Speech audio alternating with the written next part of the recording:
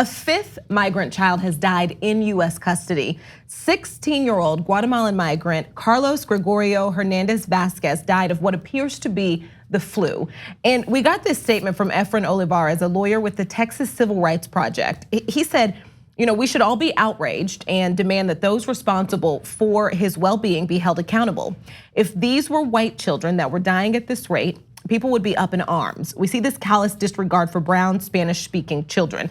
And speaking of his well-being, this little boy, and I call him a little boy, he's 16, I get he's a teenager. He probably didn't want to be called that, but he was a 16-year-old. This is a child who was held for 6 days. And you may know that is actually twice as long as federal law usually permits. And then he was, after those 6 days, transferred to another holding facility, even after he was diagnosed with the flu. When asked to answer to this tragedy, Trump, the president of the United States, had this to say: "The Democrats are really making it very, very dangerous for people by not approving simple, quick 15 minutes legislation. We could have it all worked out." No, right? No, that is not what's happening.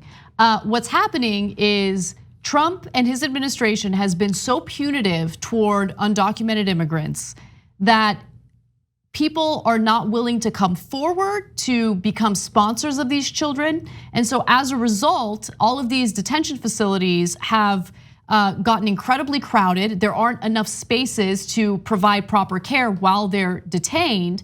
And a lot of these sponsors would be undocumented themselves. Right. So if you know that the Trump administration is as punitive as they are toward undocumented immigrants, you're not gonna come forward, you're not gonna sponsor these kids, you're not gonna look out for them as they await trial or their day in front of a judge, because most of these children and most of their parents are asylum seekers. So Trump's actions and the Department of Homeland Security's willingness to carry out some of his draconian anti-immigration policies has led to the overcrowding in these facilities, and it's a very dangerous situation. Again, they're not getting the appropriate care that they need to remain alive. I mean, this is what, the fifth minor from Guatemala who's died in Border Patrol custody. And you're talking about the care that they're receiving, and they're not given the correct amount of care. I want to touch on that a little bit more, because we do know this child was given Tamiflu in an effort to prevent him from spreading the flu to other children. But here's the thing,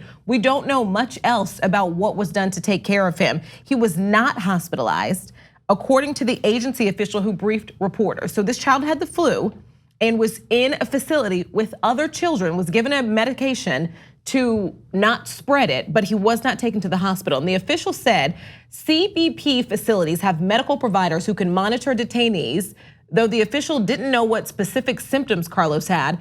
Carlos had last been checked an hour before he was found unresponsive. And that's it. There's like another part of that this child was found dead in a facility with a bunch of other children, and just how traumatic and horrifying amidst all the other, trauma that they're suffering. Exactly, and also keep in mind that there are still children who were separated from their parents at the border, who have not been reunited with their parents yet because of the fact that DHS didn't keep track of which child belongs to which parent.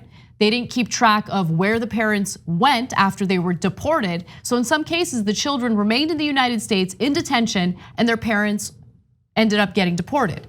And there's no way of getting in touch with them. I mean, it's a mess, but it shows like a complete disregard for human life. As long as you're an immigrant, as long as you're coming to the country seeking asylum, your life just simply is not important to the Trump administration. And they'll throw you in these crowded facilities. They'll do the bare minimum, if anything, if your children are sick. And yeah, I mean, imagine not knowing where your parents are and being in a facility where someone just died. Right. It's crazy. And the fact that this 16-year-old's options were to die here or home in Guatemala. That's it. Yeah. Because that asylum is not something frivolous, and they're not coming here because they want a cool job. Right. This is a 16-year-old who is saying, I will die if I'm left at home. This is the state of my life at home. I will die if I stay there. So save me, help me. And we have laws in place that say, hey, this is what we're supposed to do when people say that. And this child's options were die here or die there. We're not gonna take care of you here because Democrats won't let us allow you to only die at home. Well, you know what? I am really happy though that the Republicans in this country are focusing on the issues that matter the most.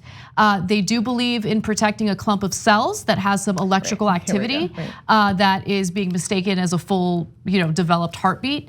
And that's the type of life that really counts, because living, breathing human beings who die in Border Patrol custody, that's nothing to be up in arms about for the Republican Party. Thanks for watching this free clip of the Young Turks. Don't forget to become a TYT member today. For more exclusive content, join now at tyt.com/join.